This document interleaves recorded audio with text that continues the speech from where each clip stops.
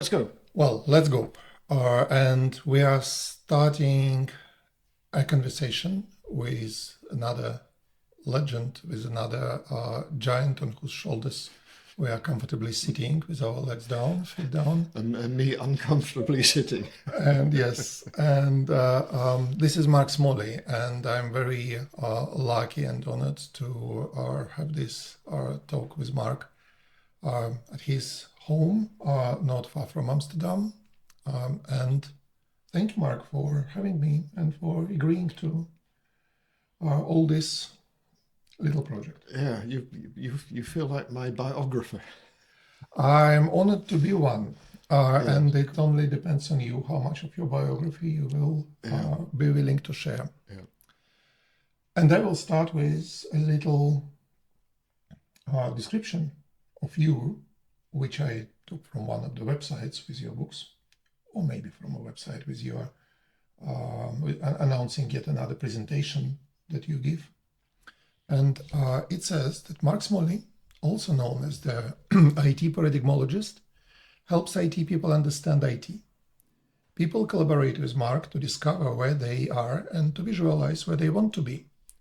Mark is a writer, speaker, and a coach at Smalley IT, and has contributed to the professional development of digital and IT service management in more than 30 countries. So one question with two sides. When and how all this started, and what are the 30 countries? I, yeah. We'll start with the countries. Mostly Northern Hemisphere. That's South America. Brief visit to Argentina to give a workshop. One of Gaming Works' workshops, and more recently to Brazil. So that's on the Last year, I believe. yeah. That Yeah. was last year, and other South American, other Southern Hemisphere, Australia, New Zealand. But apart from that, it's mostly Europe, Northern America, and fortunately quite a bit of Asia as well, which always has my interest. So How did it start? When did it start? it's How did you find well, yourself into it? the the the speaking part started off in 2003 when I got involved in the ASL Foundation. Mm-hmm. That's a very Two, Dutch thing. very Dutch thing. Two Dutch IT frameworks, one for the application side, one for the people who use applications, trying to manage information. And my role was as ambassador, trying to promote this typically Dutch stuff. Have you been very Out, successful? I'd be dreadfully unsuccessful. It's particularly the BSL framework, where the emphasis is on the organizations that use IT. It just doesn't seem to land in other countries, other cultures. It's quite a mystery why typically Dutch to pay attention to organise these things. That was, but it was an interesting journey. So that got me involved in travelling around the world on a budget to try and get as much promotion for the amount of money as possible. So at least for some people, it did generate some value. Well, For you as a traveler, yeah, for well, your yeah, if the local economies. So that's how it started. So it was about 20 odd years ago. Um, and it progressed from, I spent about 10 years with the ASL BSL Foundation, and then got involved with other bodies of knowledge, ITIL, of course, our common interest, IT for IT, but as well light collaboration with the BRM Institute, DevOps Communities, that's how I believe. DASA, Yeah. in particular, but sort of going to DevOps conferences in general and seeing what's happening and how can we try and join up the tribes. So you are probably one of the 5 people on the planet who have been attending both DevOps and service management conferences. That is one of the frustrations. One of the well, a frustration. Certainly one of the observations going to lots of conferences. Usually they're just about their own particular silo, their own particular industry bubble, A happy exception is the business analysis and project management community, where you often have BA and PM conferences together, Together. which I think is a great move. I'd like to see more conferences, more professional organisations joining forces to have a dialogue and exchange thoughts. Rather than building silos. Yeah. Was it like that all the time when you were starting? When was that, by the way? This ASL, BISL, or ambassadorship? That was It was 90s. it started off slightly earlier, but my involvement was early 2000s, 2003, possibly a little bit earlier. I got involved, but that if you think about what's happened over the past decades, I don't think much has changed in terms of people liking to do stuff in their own particular Little comfortable levels. little group, and well, I don't know. It's sort of human. I think it's a human need to belong somewhere, to identify with a certain kind of group, which means that you, by definition, don't identify with those other people. That's the And that, like that English gentleman on an island, also to build a club he doesn't go to. yeah, exactly, yeah. But many people know you because of your presentations, your publications, your public activities as an IT paradigmologist. More recently as an ancient IT philosopher. Yeah, that's right. I've changed. Yeah. And all that are honorary titles that you have as an independent consultant. Has it always been like that, or there was some sort of corporate life before that? No. I started off in 1978 as a programmer, junior programmer, at a managed service provider, which was acquired 3 times and ended up at Capgemini, where I left in 2012. And I programming moved into the application management area, closely aligned with service management as well. Managed departments for a while. It's interesting. You think about the Peter principle, where people are promoted to their level of incompetence. On the management career, I got up to a minor director level at the company until I discovered, and this was really significant in my career. Discovered that I'd like content more than managing people. That sounds very relatable. Yeah, and of course, managing people was extremely enjoyable in the sense of the challenge that you have in balancing interests and trying to engage people and find a mix between what they can do, what they like doing, and what you can make money with. So that was fun. But at a certain point in my career, I had to take quite a difficult decision to relinquish the status on the management ladder and be a consultant again. To move to subject matter from the management career. Yeah, that's right. Go back to subject matter, and rebranded myself as the IT Paradigmologist.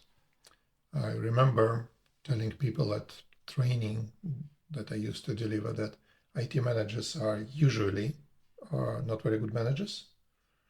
And one of the reasons is because they usually didn't plan to become managers and started as IT people. So I'm a software developer, then I'm the best software developer, then suddenly I'm a manager of software developers. Yeah, Mark, you're such a good programmer. Why don't you become a manager? Yes, exactly. Speaking of content, we started working together and never finished since. We completed a number of things, but continue working together on content for ITIL back in 2018, I think, when we invited you and Christian Nissen at one of the final workshops for the new ITIL 4 Foundation. back in, I think it was 2018. And then you became a lead author of the High Velocity IT, lead editor, those days it was called, of the High Velocity IT book.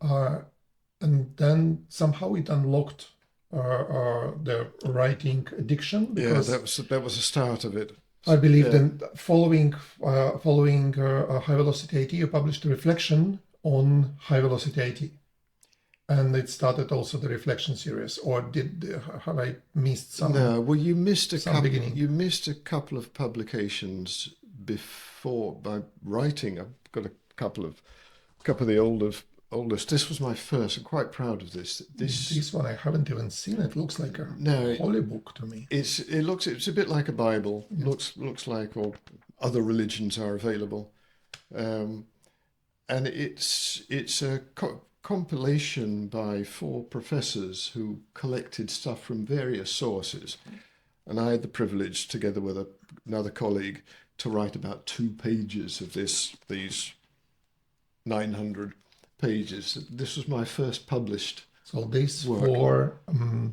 I guess, gentlemen, because I see only initials. Oh yeah. Are where the giants are, what giants are standing for. It does. Yeah. No, that's true. And this, I think, that was probably 90. Might have been 99. I think. So the writing started a bit earlier. But it was just little contributions, chapters to other books. But you got me addicted to writing whole books, and of course it was the.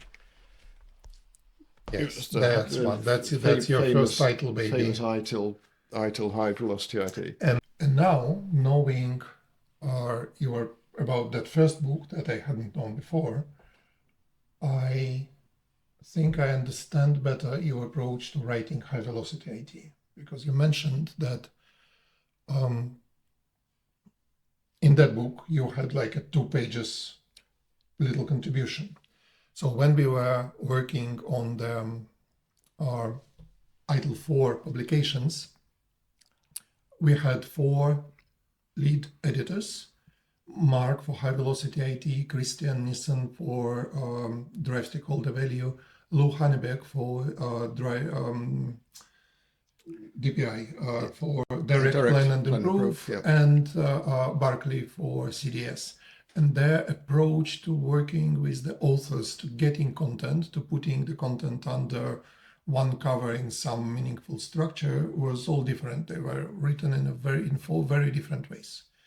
Now we're working a bit more consistently on any new publication, but those days these 4 lead authors were working in their own way.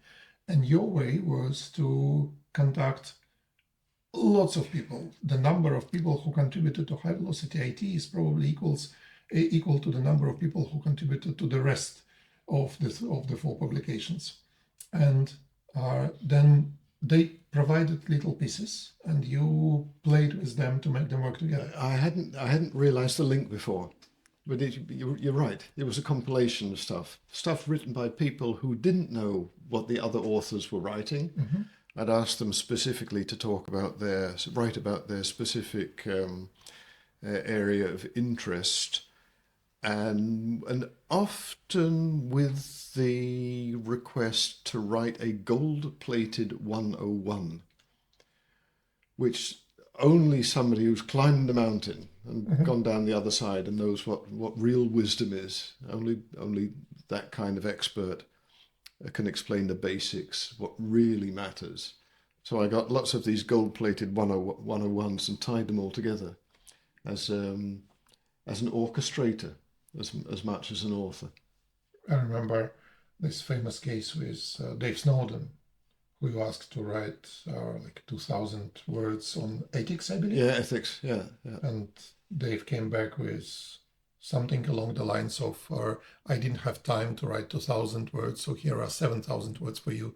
Do whatever you want with them. Mm.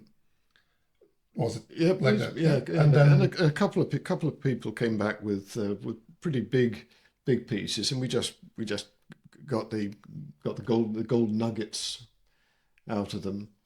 And I think in some cases, we made additional publications, but there was a lot of extra material that Unused, didn't go like into the book. leftovers Yeah. here, and that unfortunately we cannot publish books like that one in our format. Yeah, yeah, but interesting thing with writing high velocity IT, it was a really interesting experience because I'd never done it before, and certainly not with 20 other contributors, and it was I wouldn't say traumatic experience, but after writing the book, and I recall delivering the editor's cut on the 29th of July 2019 2019, I for think, yes. publication in Yes. 2020. Yep.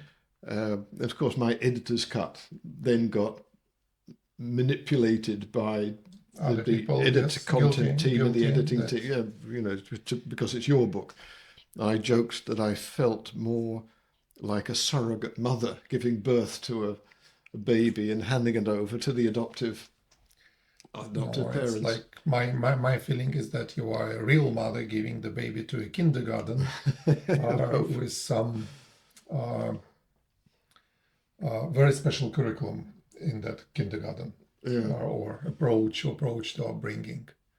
Well, Hopefully not completely useless. No, well, and as an author, with that same analogy, you hope that that other people are going to bring up your baby as you would like to bring them up. But you've got to resign yourself. It's a job. You get engaged to write something, and you're writing somebody else's book. So. But then you can publish a book called Reflection on High Velocity. Exactly, because this is basically a little guide to what I actually meant. Yeah, well, it's not. Of course, you're not stealing the content or anything like that, but. Reflecting on the process, how did we write the book? Some content that was left on the cutting floor didn't even make the editor's cut, but still felt nice and promising and interesting to play with. Of course, that's the interesting thing with writing. Partially, there's always a dilemma with writing: who you're writing for. For yourself, often the case. It's an excellent way to discover. To explore a topic if you force yourself to write about it. So even if nobody reads the book, you've got a lot of value out of it. But at the same time, you're writing for the reader. And you go through these stages of first, and this is my handicap in writing. First, I have to get down to first principles, as terse as possible, and formulate exactly what this is. Probably the programmer in me, the coder, who wants to get their code as efficient as possible, reduce it to the bare minimum, and then when I've got first principles, that's it. The trouble is, people who haven't gone through that process to arrive at the first principles need some explanation, deserve some explanation. How do you get there? And that's where now I'm relying increasingly on AI to help me explain to people, to go through that. You know, how do you explain this to people who haven't gone through that process? How do you hold their hand and take them to the same conclusions that I ended up with? So that was actually one of my questions about, well, actually even two. One about your method of writing, how you do it, and the other one, whether you use any AI assistance or not. So it feels like while some people just say to ChatGPT or any other tool, write 5,000 words on a topic for me, you first generate 500 words or 50 words, and they then ask AI to now explain this piece of wisdom to a layman. No, it works two ways. It works, but that's the final stage. That's the boring part. The most interesting part, of course, you've got if you look at to borrow something from design thinking, the double diamond, where you've got the diverging stage. You're exploring lots of stuff. That you get to the converging stage where you finally decided what it is. I use AI a lot to bounce ideas back and forth, explore angles, get criticism on angles. You've got to be very careful how you prompt the LLMs, otherwise they're just going to flatter you. They're wonderful wonderful content. So you've got to get the opposing opinion, bounce things back and forth quite a lot to get to the essentials, and then go into the second stage of trying to explain it. And how do you explain this? Take me through the stages that we've just gone through, and explain this in regular language. That's how I use AI, and with a couple of things in mind that I've discovered in presentations and in publications, that you have to anticipate silent or voiced questions that the audience is asking themselves, and there are four of them. The first one is a very basic one. When you're listening to somebody, we'll be attending a trade show tomorrow, and undoubtedly listening to a couple of presentations. But one of the first questions you have is, huh? What on earth is this person talking about?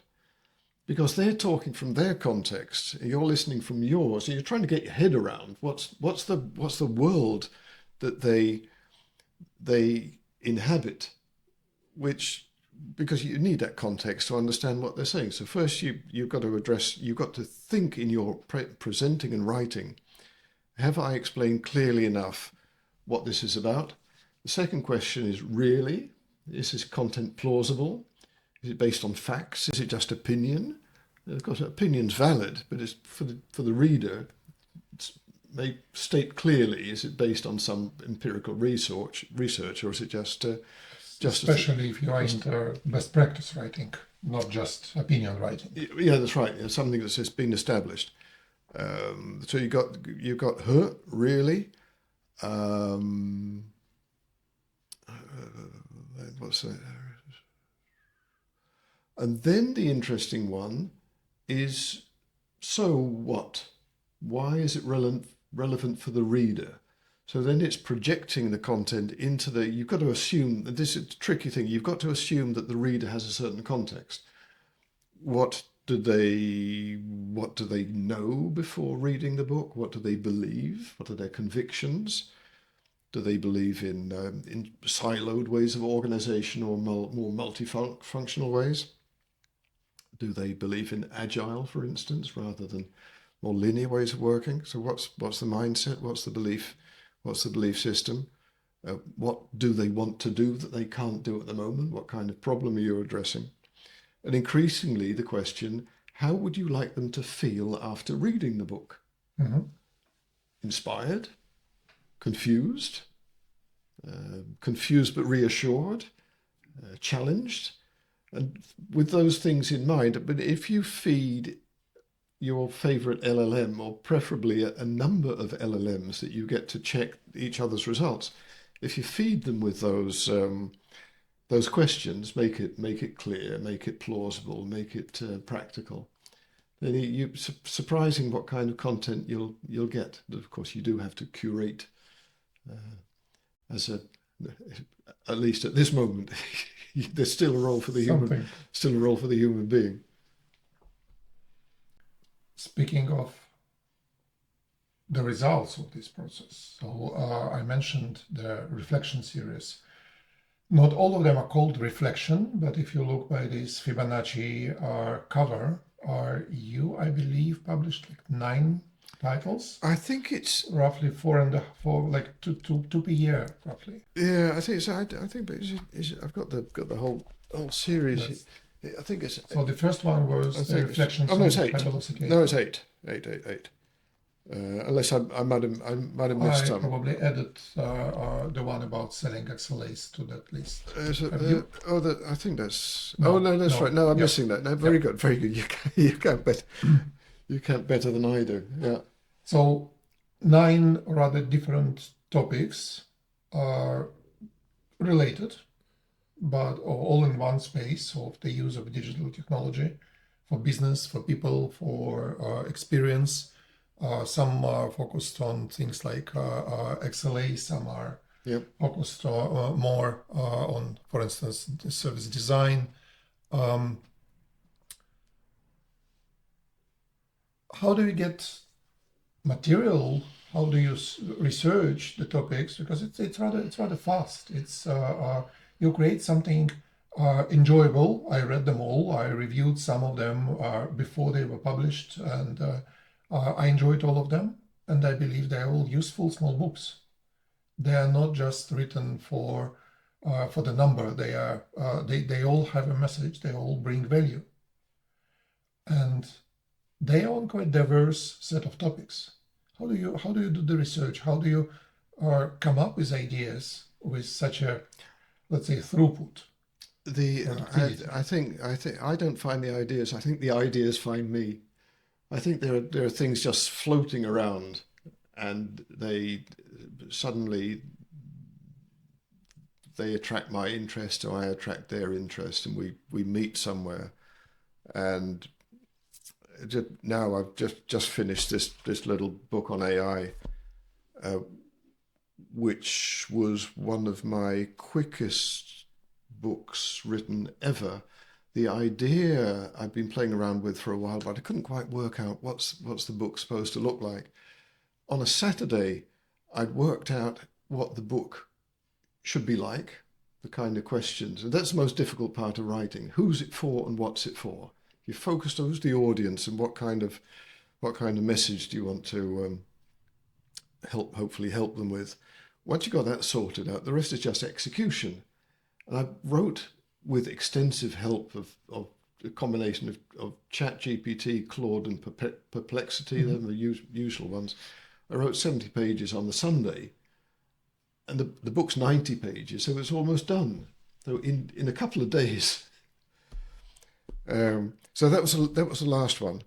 I haven't got one in mind. The next one hasn't materialized. The idea hasn't materialized yet, but we will. The idea and I will find each other. Do you have a favorite maybe here? What's the one you are most proud of, or find the most useful, or refer to more often? I'm very pleased with. Well, it's a bit like children. You know, who's your favourite? With the first one, you become an author. So, yeah. High Velocity IT is really that was. There is an emotional connection. I became with that was, although I'd written a bit before, I became an author. So that's your first child. The Reflections on XLA I'm particularly pleased with because it got a lot of publicity, and the trick to getting publicity is get lots of people involved in the process, get some help from people when you're writing the book, because you've immediately got some supporters who will help you with promotion. That helped a lot. Our good friends at ITSMF Belgium showed some interest in the book, and we did a webinar, and I invited lots of the contributors to participate in that as well. So we had a great little XLA party, which was great. I was very pleased with that. I think in terms of sales, that was the most popular book. Is it a profitable activity, writing books? Only immaterially profitable. You don't do it for the money. You do it for the fun of intellectual challenge of exploring a topic. You always come across new angles. Hopefully, add something to the body of knowledge that somebody else hadn't thought of. Like with I think certainly one of the things. I think in terms of covers, this is my favourite cover. Yeah, it's because Fibonacci meets Modigliani. Yeah, that's right. Dutch painter. It was my Brazilian co-author. It was her idea. We met Catherine Zuim. We met in Sao Paulo, that visit last year, and she said, maybe we got a common interest in design thinking. She's a core professional design thinker.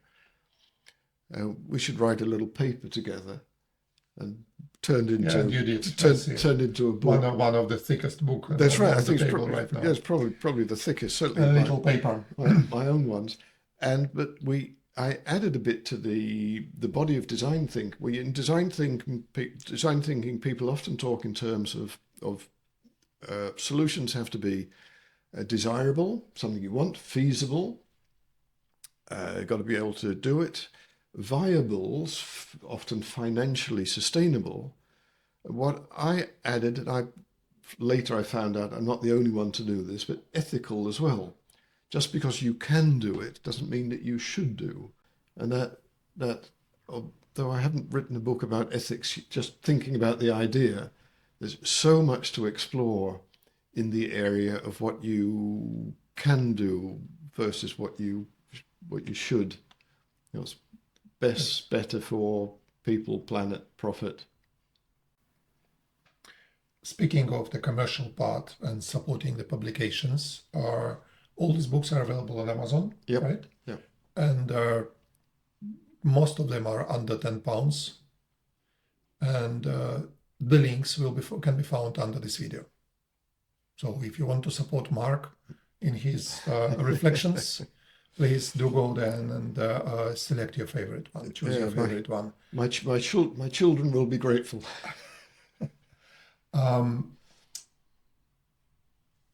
Two questions. You mentioned ethics, and I was about to ask, what is your favorite topic to reflect on today? What would be the next publication? What is your current interest? And the other question, just because you said ethics, I thought, oh yes, of course, he's an ancient IT philosopher. He should be writing on ethics. It's what philosophers do.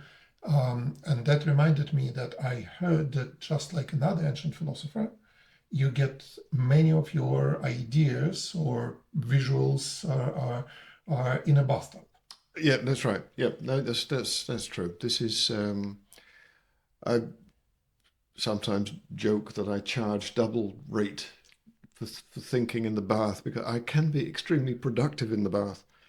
I do find that my thinking is constrained by the pattern of tiles in the bathroom. I think if I had hexagonal tiles instead of rectangular ones, I might come up with completely different ideas because I tend to visualize things. We know that diamond shreddy is way more attractive than a square shreddy. Yeah, but I always end up with 2x2 matrices. That's the blame the bathroom tiles.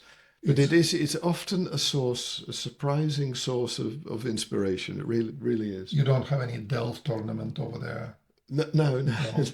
I wonder what all these could look like if you did. Yeah. Speaking of Delft ornament, and then back to the current passion and what you're right on. Just like another guest at our interview series, Paul Wilkinson, you are a Brit living in the Netherlands for long. Yeah, it started off love, of course. My wife had come to London to live and work for a couple of years. We met in 72, I think. Got married 74, moved to the Netherlands in 75. But 50 years. It's 50 years this 50 year. years. Yes. Yeah, it's crazy. And that was in May, so we've had 50 years in the Netherlands and dual nationality, which the Dutch are comfortable affording. Depends on your first nationality, whether you can take on a second one. That's what I wanted to ask. Does living in the Netherlands, or being or a citizen, being a half Dutch person in your life, does it affect your thinking, your writing, the way of doing business in any way? We know that service management largely started in the UK and in the Netherlands as two European centers where this industry developed. And some developments like the BISL, ASL, currently USM, they largely, or VariSM, they originated in the Netherlands in different circumstances for different reasons, but this land is very, I would say, fertile when it comes to service management thinking, to IT management thinking. Do you think there is any influence, or you brought everything with you? I'm sure the unconsciously interesting little piece of ancient history. My introduction to ITIL began with a short, I think it was a one-day introduction given by Pink Elephant in the Netherlands, who were one of the early adopters and promoters of ITIL, and that I can't remember the context, but you had to build a little Lego Was it like toy. a serious Lego toy. workshop, something like that? No, it was just before those it days. was no. This was just a little exercise, half an hour, some kind of probably about collaboration. It usually is. Uh, but it is an example of how the Netherlands was one of the early adopters and promoters of ITIL, and that's that was my first introduction. I remember where it was. I don't remember when it was, but it was in the time when just when ITIL was being introduced, very first version, in Mid to late 80s. yeah, late-ish. I recall that I went to I'm not sure whether it was called IT Service Management, probably IT Management event with it might be Service Management with a little book written by IBM, Mm-hmm. kind of an ITIL, Yeah. small version of ITIL. Once I had that little book. Well, I've lost that book. I can't find it anywhere online either. But there was a little guide to IT service Service management, management. Yeah. and that was I think that I was think I remember that one. Yeah.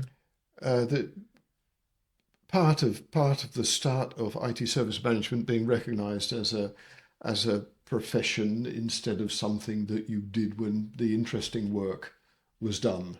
So timeline-wise, you first were influenced by the Dutch life and culture and a way of, I don't know, being, thinking, eating cheese, and then to into ITSM. Yes, that's the sequence, and no drugs were involved. Despite living in the Netherlands, no drugs were involved in my hallucinations.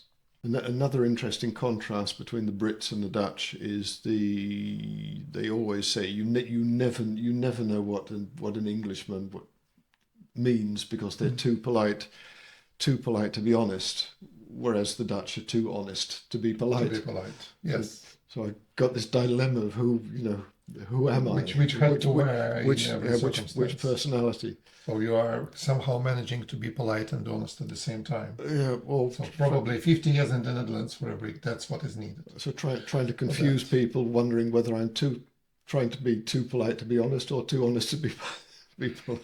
Yes. And while we are on this topic, you mentioned children that will be grateful for buying books. Do you have many? 3 children and 5 grandchildren.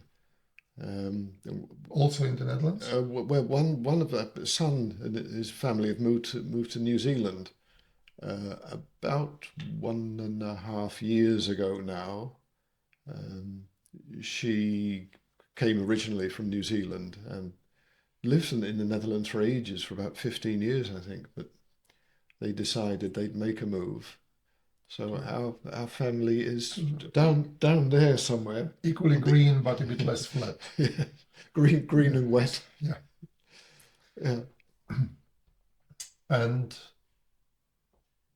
when you are not writing your books, what do you do? What do you like? Are any hobbies? I've seen couple of photos when you couldn't work or somewhere in between our workshops or writing discussions where you were doing some repair or home improvement projects that I would never dare to do myself. Where have you got those skills, and what other talents do you have? No, I'm comfortable doing a bit of carpentry. Electricity doesn't baffle me if I think very carefully about which wire should go where. Do a bit of plumbing, although I haven't done plumbing for a while, so I'm fairly. When things need to be fixed, I like to explore whether I can fix stuff. And of course, now with YouTube, Are it's we now talking increased. incident management or problem management? We're probably talking problem management, trying to trying to prevent it from happening again as well. But there is a considerable amount of joy in fixing something, particularly if no extra investment is involved. You're Yeah, being you are being trying to effective and cost efficient and sustainable at the same time by yeah, just one activity. yeah, and that challenge of fixing things with the materials available, that gives me so much satisfaction if you could just Yeah, give them the constraints. to do something out of almost nothing or of what's available. Yeah, and these are of course constraints that you impose upon yourself because you get somebody else to fix it if you want. So this is a discipline. So it gives me a challenge. I don't really have any hobbies, which is why the idea of retirement scares me to death. Because you're right, like you enjoy what you are doing for so-called work.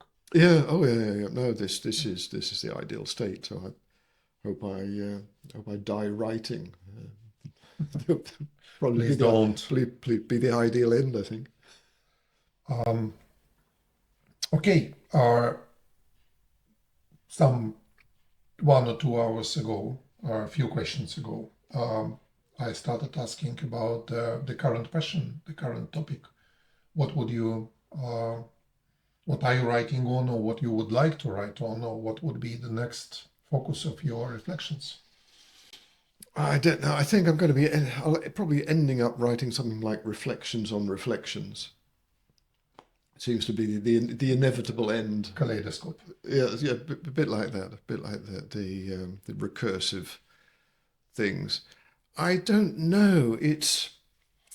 I'm intrigued by, and this was the latest book, the AI book, the idea of how tools change people. They change how you think. There was a guy called Andy Clark who came up with or at least popularized the idea of what he calls the extended mind. Says that you aren't just an isolated identity. Things that you use, certainly first your identity isn't just in your mind; it's in your body as well. The idea of the embodied self, and he even says if you have a very intimate, close, intensive engagement with tools, they define who you are. He takes the example of somebody with a handicap who uses something to communicate. If you take that away from them, they can't express themselves as the person that they Yeah. In that sense, with that. all the phones and tablets and other gadgets are certainly an extension of ourselves these days, and many things that we used to do without them, I don't know, counting, navigating, Yeah, we are currently capable of only doing with them, it's increasingly. it's great, and Memorizing numbers or phone numbers for that matter. yeah. Why would you do it? Why would you do it? And of course it's a valid question. If you believe because you were brought up that way that you have to be able to do mental arithmetic, then you think it's stupid that people don't do that and just rely on calculators. But somebody who's been brought up recently thinks completely differently. Do we need to understand that? Does AI need to be transparent? Or if it does what it says on the box, do we need to know what happens inside? That's Yep. yeah. These kind of but back to your question. I don't really have a topic that I'm actively thinking on at the moment, apart from the fact that if there's a topic, it's less related to technology, more to people and what they get out of technology. Well, thank you. Looking forward to that one when it comes out one day. I do have a few questions that I ask everyone at the end. And they are a combination of your professional and personal perspective, whichever you prefer. So after this years in in service management in the industry. What are the main lessons, insights, findings, if you like, that you learned from these decades, and that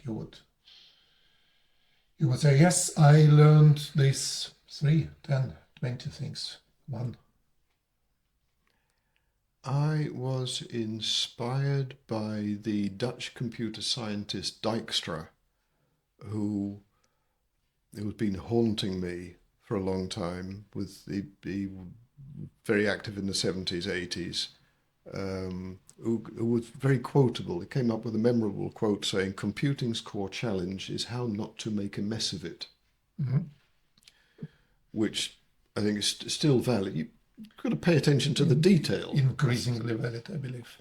That's your primary concern, how not to make a mess of it, whatever you're doing. Drawing attention to thinking about technology before you actually do something. Think about what you're doing, think it through, and then build it.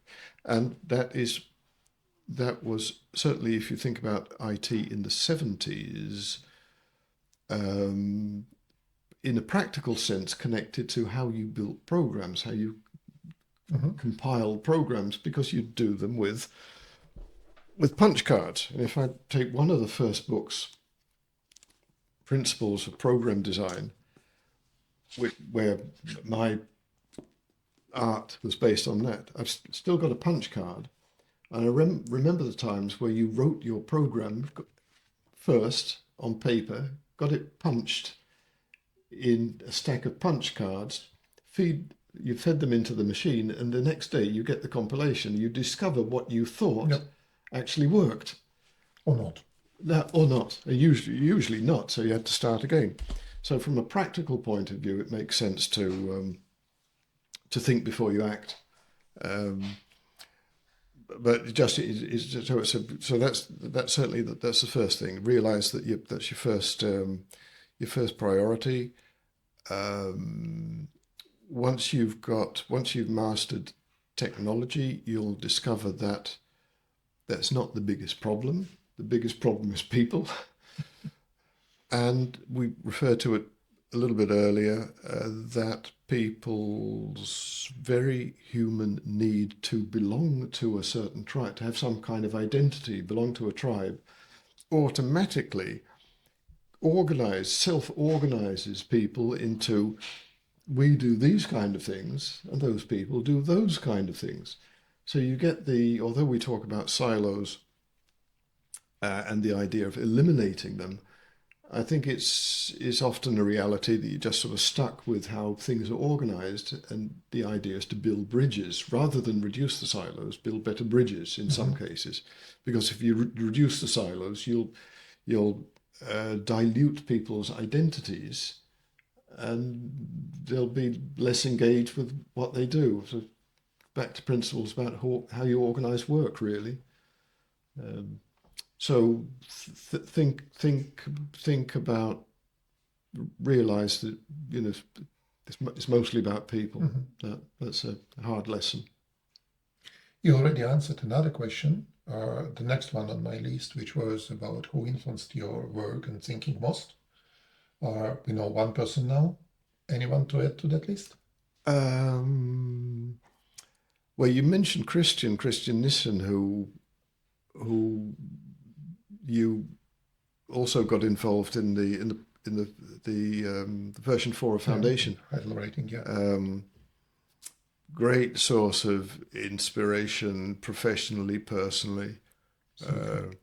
In 2013, Christian introduced me to the Cynefin body of knowledge, Dave Snowden's work, who's also been cursed and blessed for his insights, because he really shakes up the way you look at, as a technician, you tend to look at things in terms of if then else. Things are predictable. Yeah, in a very algorithmic way. Yeah. That's right. And he taught me to think in terms of if then maybe.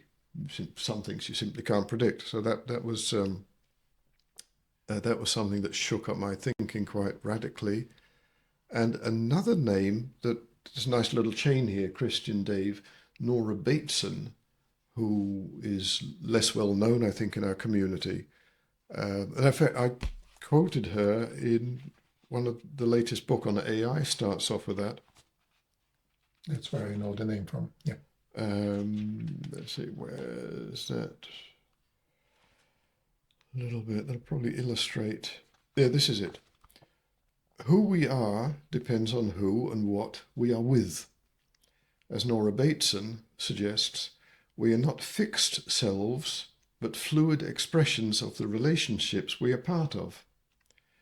These environments offer affordances, opportunities for thought, feeling, and action that subtly guide how we evolve. Artificial intelligence is one of the most powerful new affordances in our lives. How we engage with it, consciously or unconsciously, shapes how we become. So there's an example of how you could apply her thinking. Who you are with affects who you are, just like we're together. I'm a different Mark when I'm with you than when I'm with somebody else. So other people affect your identity. And that was, I think that was a fairly recent insight. I'm fascinated. So I stick her on the list of people who've influenced me. Let's do it. Yeah. Thank you.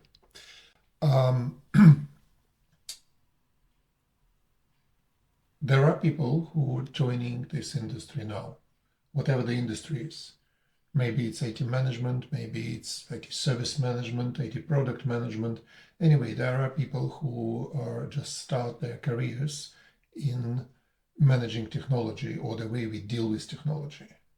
What would you tell them as a, I don't know, recommendation, as something to think of, to follow, to use, a piece of advice? It's tricky. I'm thinking it takes me back to 50 years ago when we got married. My father's speech included a part on advice to married couples, and said parents are often asked to give the young couple some advice. And he said, I'm not going to do that. It spoils the fun.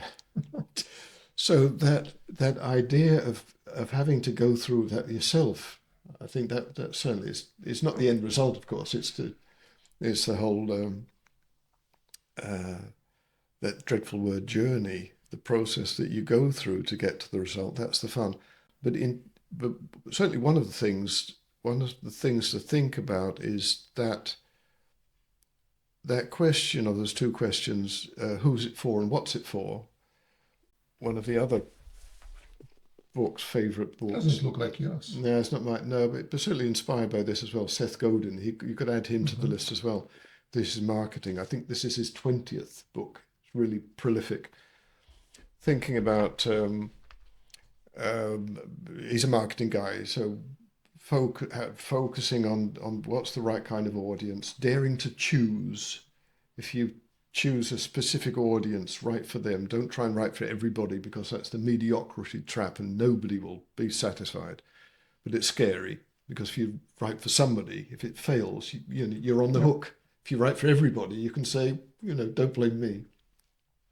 So think about, if you're starting off on your career, so it's, on the one hand, I think it's two things. It's focus in the sense of who's it for and what's it for. What are you trying to achieve now?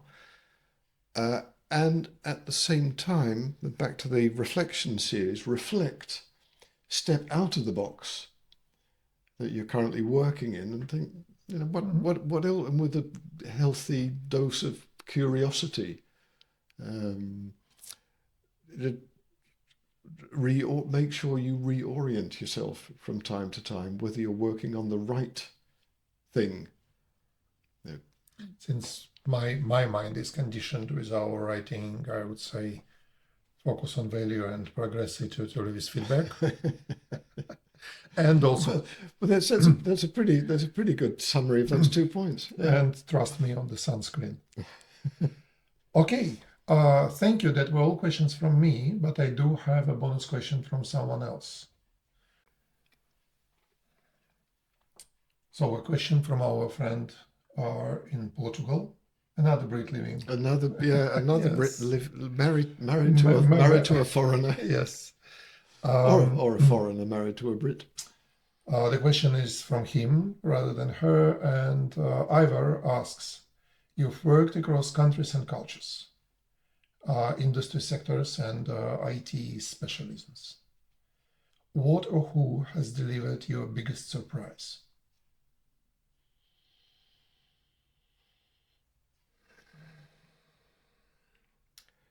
It's very close to home.